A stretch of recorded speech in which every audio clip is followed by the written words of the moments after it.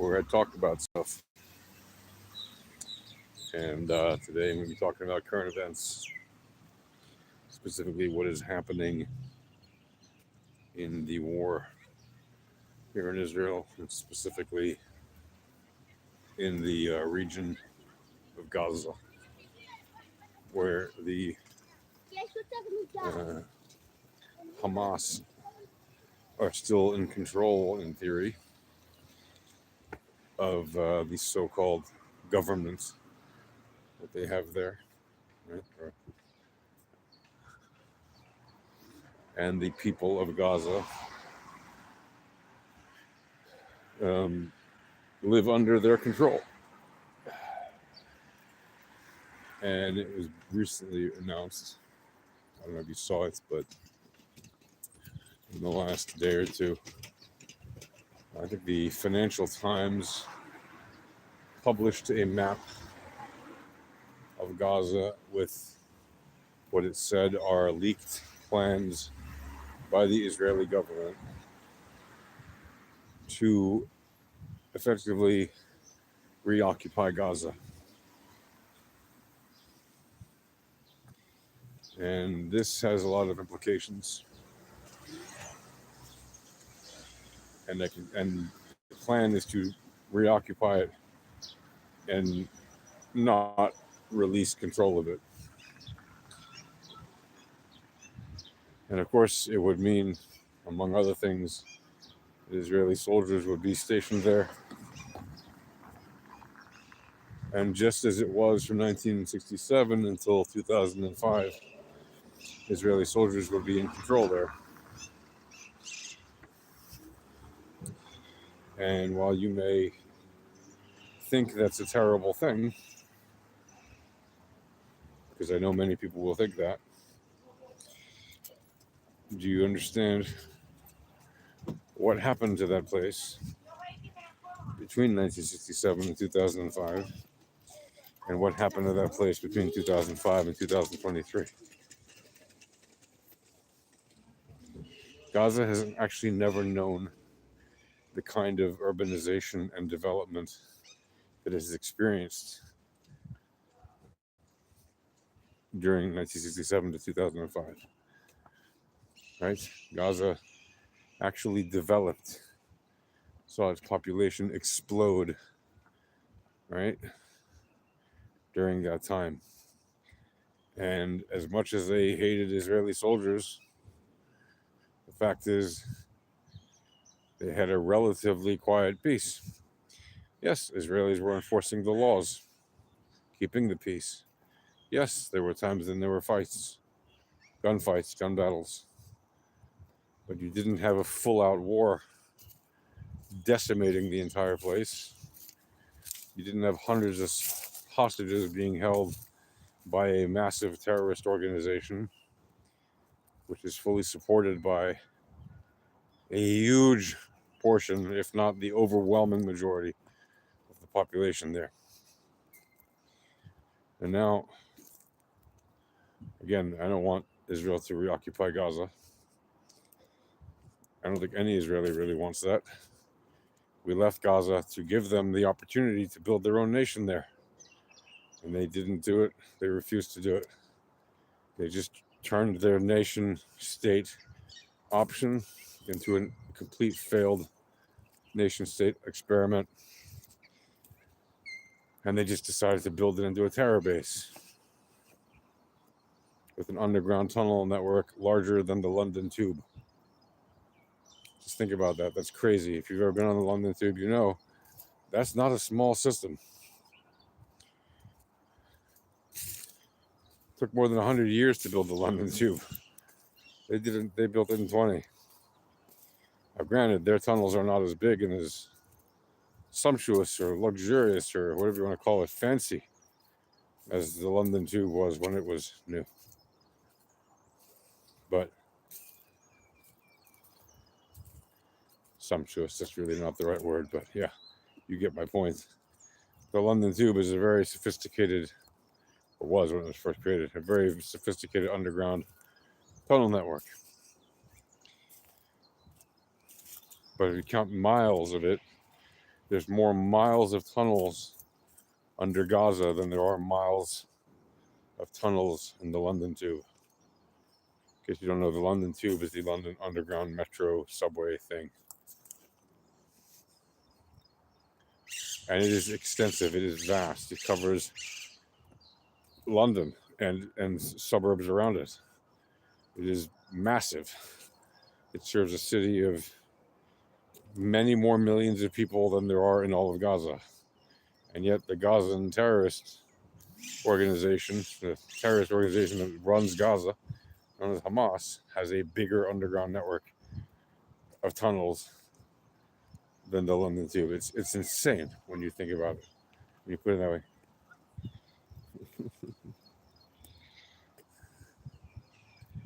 And something that you might have also seen is that now Palestinians are marching in various places in Gaza and protesting and shouting, "Down with Hamas, we want food. Down with Hamas, out with Hamas." Like they're protesting against Hamas a year and a half into this fight. We're led to believe that they're protesting against the organization that not even more than a month ago, they were standing out on weekends, especially on Shabbat, when they knew it would be basically offensive to Jews who are observant. And they were having a party when the Bebus babies were let out in their coffins. And then some days later when their mother was let out in her coffin. They were literally standing around having parties, celebrating, clapping, whistling, playing loud music, cheering, being all excited with their big fat bellies and their charged smartphones, Androids, iPhones, they got it all. The same people who say they don't have any food, they don't have electricity. Somehow their phones are fully charged and their bellies are more full than mine. And then literally, if you look at the videos of the Hamas guys standing around during those hostage release ceremonies, and not just the Hamas guys, the citizens around them, the people around them, yeah? The civilians standing around, clapping and cheering and smoking shisha pipe on the rooftop and making a big ha-ha laughing fun day out of watching Israelis be released. The living ones looking like they just survived the Holocaust, being starved 90% to death, basically barely able to stand,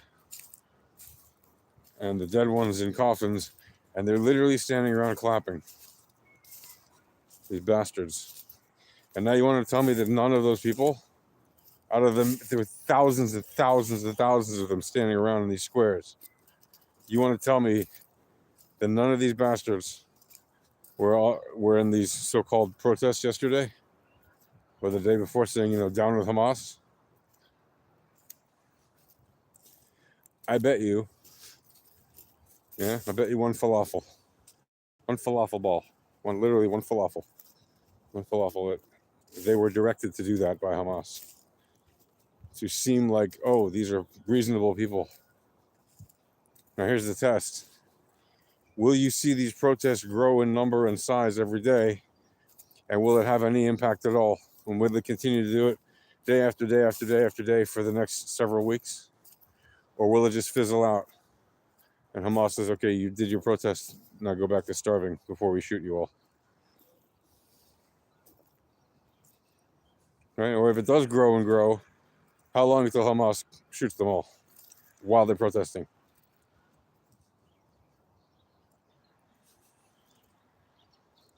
Because if you think they're allowed to just freely demonstrate against Hamas, you haven't learned a thing about people in Hamas. The last time there were protests against Hamas, a lot of people died when it was a real protest. And all they were doing was chanting down with Hamas, and they really wanted them out. It happened one time in the last 18 years.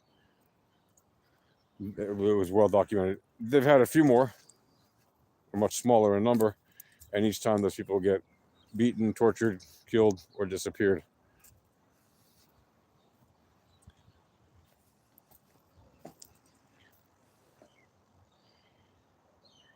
or you speak English? I'm speak in Netherlands.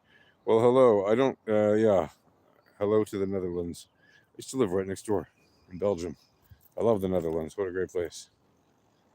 Yes, I am speaking. Don't you understand that I'm speaking English? Does this not sound like English to you? Anyway, it is English. Hello, and good day to you. Um, so don't believe for a second that these so-called protests are real. At least don't believe them yet. If they're real and they haven't been shot, they need to come back and do it again and again and again and again. Just like they do their little intifadas. They know exactly what it is to come outside every day. They know what it is. Question is, are they going to do it? The answer is probably not. Well, that's some fine damage done by a very heavy tractor machine. Wow, it's crazy. There you go. Look at that.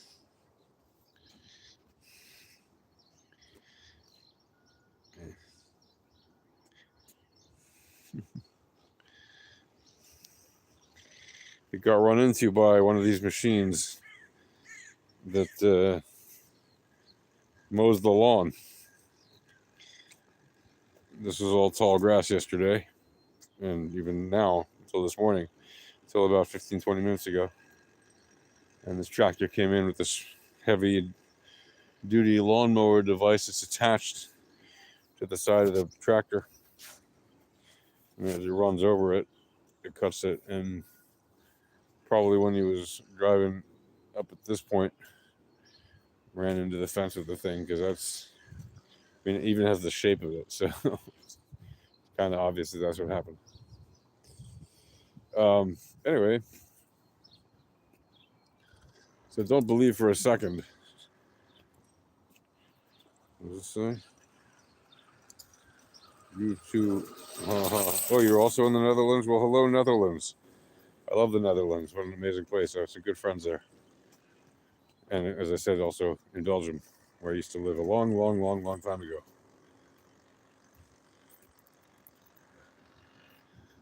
Yeah. But don't ask me how my Dutch or my Flemish is. Don't ask me if I will answer to you in those languages. So don't believe for a second that these protests are real unless we start seeing them repeating literally every day. Right? They get one day off.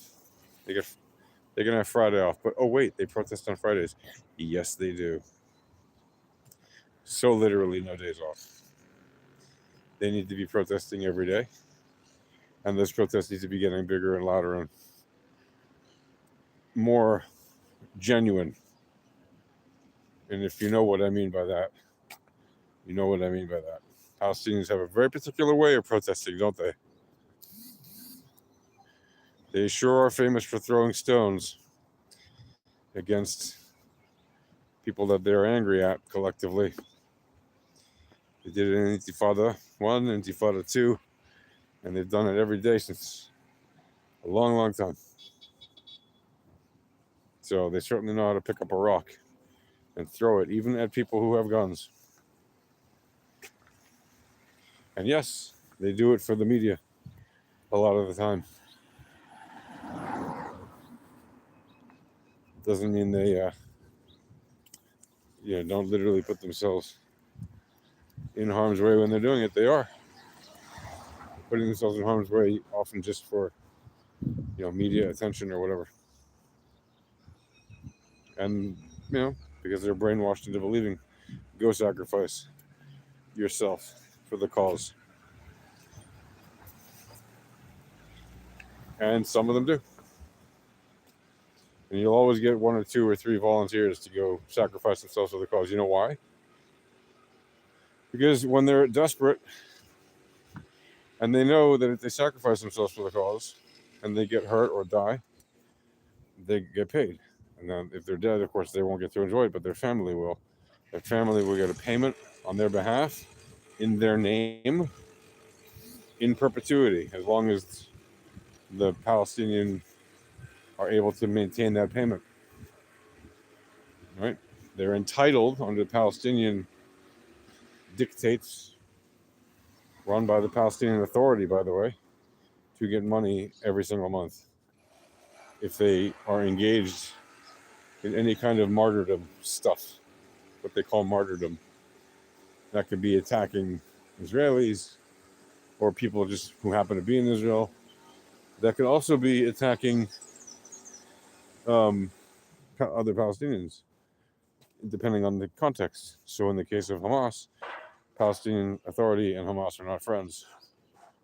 Not very much, even though the Palestinian Authority does pay the Hamas martyrs who kill themselves or who get themselves killed when attacking Israelis or other, or Jews or other people who happen to be in Israel, right?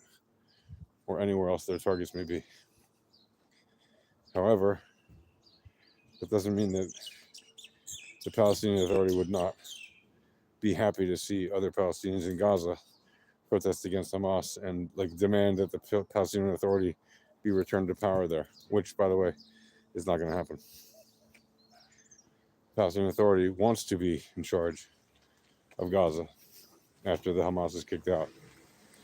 It's not going to happen. And the reason they want to be is so that they can say, you see, we are unified. We are ruled by one government. Now we can be a nation. Well, they already had that opportunity when Israel gave Gaza back to the Palestinians. And you know what the Palestinian Authority did? On day one, literally, as soon as the last Jews, last Israelis left Gaza, the first thing they did is they rioted. They allowed their people there to riot. And they allowed their people there to destroy all of the houses, all of the synagogues. They started with the synagogues, of course, because why not start with the religious Jewish houses of worship, right? Why not defile the Jewish religion if you're a Palestinian Authority and you're supervising your good Gazan people take control of a land that they just got for free with beautiful houses, beautiful temples, beautiful business office, beautiful warehouses, beautiful factories, beautiful greenhouses, you name it. They had literally a country for themselves to rule. The first thing they did was tear down the Jewish houses of worship, tear down the Jewish homes that they didn't want to keep for themselves, right? Loot them, right? Many of them are actually still standing because they didn't tear those down. I wonder why. Well, because the wealthy people in Gaza want to keep them for themselves once it becomes appropriate for them to own it. Well, that may never be. Why may it never be? It may never be because it may be that Israel, if it occupies Gaza again, is going to vacate Gaza of the current population. Should Palestine merge with Israel? No, Palestine should not merge with Israel. Thorn, Oak, and Shield. Here's the thing. Could Palestinians live as Palestinians inside of Israel? Look, in theory, sure, they could have their own nationality and they could have their own houses and their own property. That doesn't mean they have to have a piece of land called Palestine. Right? They have to earn that right, that privilege, and they have not earned that right and that privilege. In fact, every opportunity that they've been given to have that right and that privilege, they've destroyed with aplomb. They have demonstrated that they do not want peace with Israel. And they've demonstrated for so long that anybody who's still deluded enough to believe that the two-state solution is a viable option at this time really has to stop drinking the Kool-Aid. And I say that as a person who my whole life was raised on the notion. I grew up on the notion in the school of thought. But to suggest that a two-state solution can exist now in this time, can just be created out of nothing, what, as a reward for the attacks of October 7th and for their absolute refusal to take responsibility, and for their refusal to release the hostages immediately, and for their refusal to stop with the aggression against Israel and the hatred against Israel and against the Jews. What kind of world is it? You break the rules and you get rewarded? That's not how it works. If the Palestinians want Gaza to be a state, and if they want Judea and Samaria to be a state, they need to earn that right. We are well past the point where Israel has to demonstrate goodwill. It is incumbent upon the Gazans to do that. And the reason that you see the Palestinians now so-called demonstrating, and again, it is most likely fake demonstrations ordered by Hamas. Against Hamas, yes, they told them go out and protest against us to show the world that we allow you to protest. Go out and show them how democrats who will say, oh, look, the poor Palestinians, they're triggering you. They're using, if they don't want God. I hate to tell it to you like that, but you are a sucker. You are really the fool. You are the person they are targeting with that protest. Again, how do you know? Well, why has it taken them a year and a half of getting their asses kicked? And all of a sudden, now that Israel doesn't have its hands tied behind its back, now that Biden is a lot of its operation, people, you'll kill too many people. Israel went into Rafah, it didn't hurt or kill too many people. It killed people, but far, far, far. Biden said if you keep attacking Gaza, we're going to stop delivering certain weapons. And for like 1 or 2 shipments, they delayed the weapons for a bit. They didn't stop the weapon shipments, by the way. That's Israel never stopped getting the weapons. They had a delay on a couple of shipments, literally like 1 or 2 planes. It did not hinder Israel. Okay. What does cause problems for Israel is there are issues with logistics that do need to be resolved. Yeah, some. But the point is now you've got President Trump, who clearly does not like Hamas and has warned them, hey, you F around, you find out. You better stop effing around, or all hell is going to break loose. Like he speaks Arabic, basically. Okay, he knows how to speak Arabic in English. He basically speaks their language. He speaks the language of a lot of bluster and bravado, and I will beat your ass, and you will see the ends of the world come upon you if you don't do as I say. They love that stuff in the Arab world. They really do. If you don't understand that, then you don't understand how the Arabs speak. Certainly not the Palestinian Arabs. But that is the way they speak. By the way, a lot of Arabs speak like that, especially the ones who live in countries that are more extreme, right?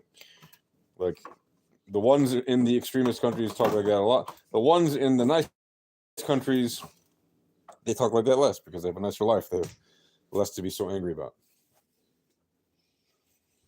But now that Trump is in power in the U.S., and he's basically given Israel the green light to do what it has to do to end the problem, Israel has basically a carte blanche, if you will.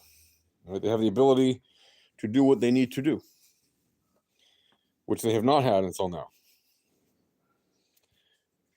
And who knows how long that carte blanche will exist? Who knows how long they will have that open hand? It may only be for a few weeks at most, or a few months, right? But we'll see. Because we know Trump says he does not want fighting anymore. And that may be true. But again, we're dealing with the Palestinians. So until the issue is resolved, the issue is not resolved. And cute. And we are going to see more fighting. And we're going to see Israel basically destroy Hamas now in levels which we have not seen until now, using methods we have not seen until now. And so now you see Hamas is scared because they know Israel has a free hand. We don't have our hands tied behind our back anymore, like we used to. And so they are basically waiting for the end, as it were, in Gaza. They know Armageddon has arrived for them. And if they don't stop this war, then it is going to be their end. And Hamas is doing everything that it can to stop this war, right? They got negotiators negotiating the hostage deal. They got people out in the streets fake protesting.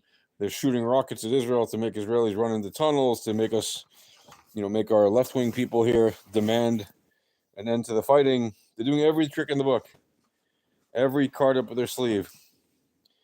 They're doing everything they can. Right, and they released videos of hostages speaking under duress, saying to Israel, do anything to get us out of here, including surrendering to Hamas. Completely crazy, right? Obviously, they said that under duress. Obviously, Israeli hostages do not want Israel to surrender to Hamas. They obviously do want to come home, and it's understandable, and Israel, frankly, should do whatever it can to get them home. But obviously, Israel is not going to surrender to Hamas. Israel is going to destroy Hamas. And Hamas knows that. Their time is up. It's over. Like, they're kinetically, they've lost already. And now they're going to be ended unless they surrender and turn over the hostages alive and well, the ones that are remaining alive. Again, I remind you, not one Palestinian in Gaza or anywhere took up the offer for $5 million and a clean life anywhere they want, like a witness protection program style. We will give you a new identity and your family, and we'll move you guys to some place on earth that you want to live, and you can go start over there with $5 million in the bank in exchange for information that could help the IDF locate hostages, locate even a hostage. $5 million. Not one person in Gaza took the offer. Not one.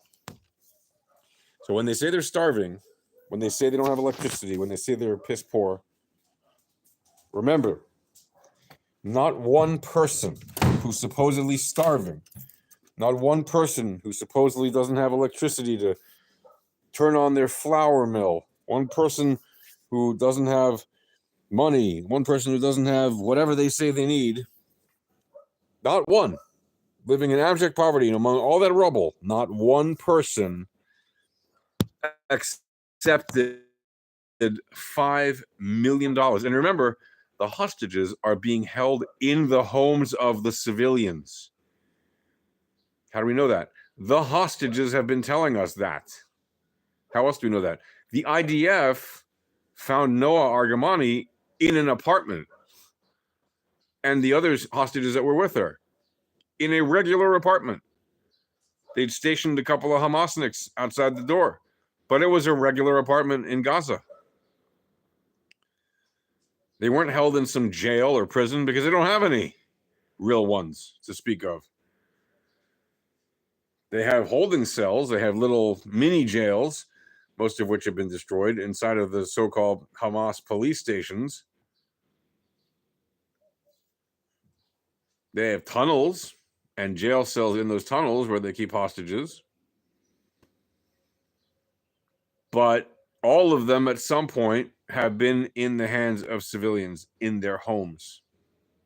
There is countless evidence, testimony from hostages who have been held for hundreds and hundreds of days, in some cases up to 500 days or more already. The ones that have already been released, the ones that are being held now, obviously, are there even longer. They've all at some point been in homes of regular Gazans. All of them.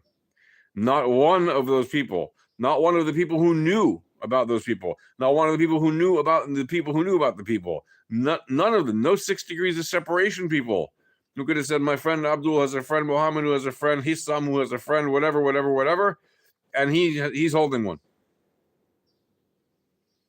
Nobody gave up the goods. Nobody. You know why? Because they know the moment that Hamas doesn't have any chips, any hostages left, they have no cards left in their hand. They have nothing. They have nothing to hold back Israel from destroying them. And the Palestinians in Gaza, as much as they liked living under Israeli rule, many of them did, as Israel gave them a lot and gave them order and all that other stuff. They also hated Israel, and they prefer Hamas, a terrorist organization, ruling over them. And they fear that all of their relatives who are in Hamas, and it's a lot of them, will get harmed or eliminated. Well, they joined Hamas. Hamas is in a war against Israel. So yeah, that might happen. So that's the situation. Palestinians in Gaza are in a vice grip right now, and they're scared, and they should be, because the end is coming. They FO'd, and now, or rather, they FA'd, and now they're going to FO, right? They already FA'd and FO'd, they already FAFO'd, but now they're going to find out a whole lot more, because what they've done is unacceptable. Israel has the capability to make them pay the price for it. Israel has every motivation to make them pay the price for it. Israel does not have its hand tied behind its back anymore, used to under the previous U.S. administration. And the current president of the United States has told Israel, you got a green light for me to do whatever you want. Just win this thing, end it. Do whatever it takes. So if I was a person in Gaza, yeah, well, I would be terrified of what's coming. And rightly so, because what's coming is they refuse to be courageous and stand up against their bad guys. And they refuse to stop being a people who are effectively brainwashed to the core that they want nothing more than just to destroy Israel. They don't want to live in peace. They only want blood and war and conquering and enslavement of people who aren't like them, and sex slaves and all these disgusting perverted things that they do, and child slaves and child sex slaves. And that's what they want. They want an Islamic caliphate. Well, guess what? We in Israel do not want that. And we're not going to let it happen. And if that means we have to destroy our enemies, we're going to destroy our enemies, because that's what people in war do. One party fights against the other. And until there's a victor, there isn't a victor. And if one side has to completely destroy the other side for there to be a victor, and the side that's getting destroyed is the violent, aggressive side that wants to dominate the world in the most brutal ways and remove everyone's rights to free speech and to be who they are and to practice what they believe in peacefully, and all they want to do is enslave people and kill people or force them to convert to their insane religion that teaches them that, well, yeah, you're going to have one side fight against another side. And hopefully the side that is on the good side, not side that's brainwashing people to want to literally kill every other person on the other side or enslave them or turn them into sex slaves, even if they're children, which they do. I mean, that's literally what Muhammad did. And his followers ever since have done the same. Yes, Israel is the good side. Bad to the bone. 100%. So, yeah, we will see. The war will hopefully end sooner rather than later. I don't want the people in Gaza. I don't want a single more dead person in Gaza. Not one. I don't want a single person in Gaza hurt. Not one. They want to kill all of the people in Israel. The people in Gaza want to kill all of the people in Israel, whether you're Jewish or not. They want to kill every person in Israel, even guests, even tourists, even foreign workers. They took foreign workers hostages. They killed foreign workers. They killed tourists. They want to kill everyone in Israel. They want to destroy the state of Israel. Israel does not want to destroy them. They don't give us a choice. They literally make us do it. They fight us tooth and nail with everything they have, like idiots, instead of surrendering, which is what they should do, because they know full well when they surrender, we can make peace. They know if we surrendered, they would just genocide us. That's the difference. Yeah, no, they don't just want freedom. Sorry, not the people in Gaza. That's just not true. If you believe that, you're a sucker. They don't want freedom. They want to destroy Israel. If they wanted freedom, they would have protested against Gaza the entire duration of the war, even if it cost them their own life. They would have gotten rid of Hamas years ago. They would have some courage and stand up for freedom. They don't want freedom. They don't want to earn it. They want it handed to them, and they don't want it to be freedom like you might think freedom is if you're from the West. To them, freedom is the freedom to kill people that happen to be Jewish or Israeli, and to enslave people and turn them into sex slaves, even if they're little girls. That's freedom to them, and they want it handed to them. They don't want to earn it. And they'll cry uncle if you slap them, even after they shoot you. They'll cry, oh, you're torturing me because you slapped me. All I did was shoot you in the head. All I did was capture your women and children and old ladies and men and torture them and rape them and burn them and do disgusting things to them. Cut off their fingers. Oh, I'm ill-informed? You're hilarious. Hamas is disgusting. Palestine had a Jewish population before Israel. Yeah, because Israel is the homeland of the Jewish people. Judea is the homeland of the Jewish people, and there was never a country called Palestine. No, the Jews did not live here peacefully when the Arabs were in charge of this land. The Arabs rioted and killed many Jews in many different times, in Sfat, in Hebron, and you can name, there's no shortage of places where Arabs killed lots and lots of Jews before. No, you believe that you've been brainwashed to believing that Arabs and Jews lived in peace in what you call Palestine, which was never a country. It was never called Palestine. Why did Israel kill during the peace deal? Israel killed, there was no peace deal. What peace deal? You mean the ceasefire?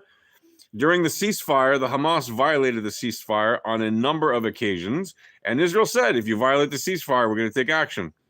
Why did they kill during the ceasefire? That's an idiotic question. Sorry. I don't mean to be rude, but that's just not a very informed, that's a very uninformed question. Maybe you're not an idiot, maybe you're the super smartest guy in the world, but you're ill-informed about this topic. You're very ill-informed about it. Why did Jewish population not want a Jewish state in Palestine before Israel was created? You're completely crazy. The only people who don't want a Jewish state who are Jews are the most fringe of fringe Orthodox, ultra-Orthodox Jews. They are a tiny, tiny fraction of the Jewish people. The Jewish people have wanted to have a state of Israel since it was destroyed 2,000 years ago, and we've done everything we could to get it back, and it was earned back and built back, and in 1948 it was reestablished. Palestinian Jews didn't want a Zionist state. That's just not true. Palestinian Jews did want a Zionist state. They just didn't have the power to get it. You're just wrong. So you mean real Jews, Zionists, you're completely nuts. When you say Zionists ain't Jews, you're nuts. I'm Jewish and I'm a Zionist. Get used to it. Right? 97%, 90 or more, 99% of Jews around the world support Zionism. Do you even know what Zionism is? The founder of Zionism was an atheist. You're an idiot. You're an idiot. First of all, Zionism, modern day Zionism, as created by Herzl, is just a modern political movement that says the Jews should have the right to self-determination in their ancestral homeland. And guess what? That's the same thing. That's just the same thing as Zionism always was. You know what Zionism is? It's the it's Jews living in Israel in their own country and determining their own, being self-determinant in their own country. Zion is mentioned in the Torah. If you read Hebrew, he didn't believe. God, you're such a fool. It doesn't matter if you believe in God. Judaism isn't just a religion. We are a nation. We are a people. It's an ethnicity. It's more than a religion. If you don't understand that, you're a fool. Yeah, okay, you can believe God give you the land and not be a religious person observantly. There's a lot of people who believe there might be a God, but that doesn't mean I have to practice a particular way. I don't have to necessarily say these prayers every day, right? Religion changes. The practice of it changes over time. Many religious practices change over time in every religion. Anyway, guys, I have to get going. Thank you for the interesting conversation, Bad to the Bone. How can God give you that land but not believe in God? People can believe in a God and not practice according to one particular way. That happens all the time. If you don't understand that, also people can not believe in God and still believe that Israel is the ancestral homeland of the Jewish people, which it is. That's the more important argument. This is where Jews are from. Israel is where Jews are from. Jews are from Judea, just like Arabs are from Arabia. Is that complicated for you to understand? Please see what the Jews of Palestine say. The Jews of, what do you mean? There is no state of Palestine, Broham. There has never been a state of Palestine. And I dare you to leave me a comment that tells me who was the king or prime minister or president of Palestine? What years was it a country? When was it founded? Did it have a flag? What currency did it have? Etc., etc. Oh, I come from Europe? You know that about me? You know that about me. Or America? You know that about me. Sure. What's a useless answer, Thorin Oakenshield? Anyway, guys, I got to get going. Feel free to comment and leave all the hateful comments you want or friendly comments. The friendlier ones, I don't care which you leave, but the friendlier ones, if they're interesting, even if I disagree with them, I'm more likely to respond to. If you just leave hateful comments, I'm not likely to respond to it. Where were you born? What difference does that make? If a Palestinian is born in Canada and he calls himself a Palestinian, then what difference does it make where I'm born? You know that they hand down refugee status between generations in the Palestinian culture, right? So somebody who was kicked out of their house by the Arabs in 1948 was called an Arab refugee, not a Palestinian refugee, an Arab refugee in 1948. And then they were given the title of Palestinian refugee by the UNRWA. And then when they had children, those children were born. Some were completely different, not in a war house, not in a war zone. They were born maybe in Jordan or Syria or Lebanon, or maybe they moved to Europe. Their children are Palestinian, and they're called refugees. And then 20, 30, 40 years later, they have children, and their children are called Palestinian and refugees. And then 20 and 30 years later, they have children. Now you're already talking 2, 3, 4 generations away from the guy that got kicked out of his house by the Arab leaders who told them to leave so they could conquer Israel, kill all the Jews, and then a few days later, they could all come back and take all the stuff that the Jews left behind. And 3, 4 generations later, you still have people claiming to be Palestinian refugees who've never lived in this land. How are they refugees? They grew up their entire life ensconced in some nice house in some other place. How are they refugees? They're not refugees. But Arab nations refuse to give these so-called Palestinians a citizenship in their lands because they don't want to absorb them. They refuse to let them be called anything other than Palestinian refugees, even though they're not refugees and they're not in Palestine. No, we didn't kick out Palestinians. Israel did not kick out Palestinians. The vast overwhelming majority of Arabs, there were no Palestinians, there were Arabs, and they refused to be called Palestinian. You should really learn a thing. The vast overwhelming majority of people who lived in British Mandate Palestine, which was a British colony, if you know anything about history, it was not a state called Palestine. It was a British colony. Yeah. The vast overwhelming majority of people who left after the British left and went after Israel declared independence and after the Arabs attacked Israel in order to destroy it upon its reestablishment as a state after nearly 2,000 years, the vast majority of the 700,000 or so Arabs that left this area left of their own free will because they were told to leave by their own Arab leaders. If you don't know that, you should really go learn a thing about history, because that is what happened. The Arab leaders of Jordan, of Egypt, of Syria, of Lebanon, of Iraq, of Sudan, etc., all told, of Saudi Arabia even, they all told the Arabs living here in the British mandated Palestine, and then Israel afterwards, and then the land that would have been Palestine, but the Arabs refused to call a land Palestine. Yeah, those Arabs, those 700,000 Arabs that left at the behest of the Arab leaders who told them, leave, and we will kill all the Jews and destroy this new country. And when you come back in a few days, you get to take all their stuff. You get to loot everything that they left behind and take their property, which the Jews had bought, by the way. They didn't steal it. They didn't take anything without permission. The Jews who came back to this country, who had not been living here for a long time, yeah, and there were always Jews living here for 3,000 years. There were always some Jews here, even after the majority of us got kicked out and enslaved by the Romans, and before that, by the Greeks and the Babylonians. There were always Jews here.